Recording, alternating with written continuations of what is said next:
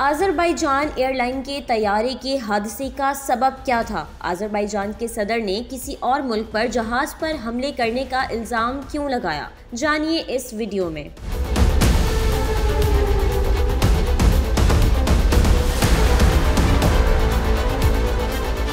25 दिसंबर 2024 को ऐसा हादसा पेश आया जिसने दुनिया भर के लोगों को गमगीन कर दिया। अज़रबैजान एयरलाइंस की एक परवाज़ 4K AZ65 अज़रबैजान के बाकू से रूस में चीचनिया के दारुल हुकूमत ग्रूज़नी जा रही थी।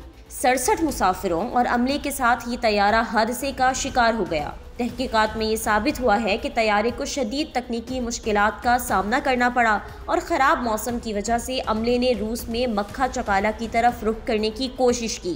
फिर जहाज़ के कैप्टन ने बहरा कैस्पियन के मशरक़ी साहिल से कज़ाकिस्तान में इक्ताओ की तरफ जहाज़ को मोड़ने की कोशिश की, लेकिन तैयारा इक्ताओ के हवाई अड्डे से तकरीबन 3 किलोमीटर के फासले पर ज़मीन से टकरा गया और 38 मुसाफिर हलाक हो गए। लेकिन अज़रबैजान के सदर इल्हाम अलीयव ताहाल इस मौक़िफ़ पर कायम है कि कहा कि तैयारा मार गिराया गया था।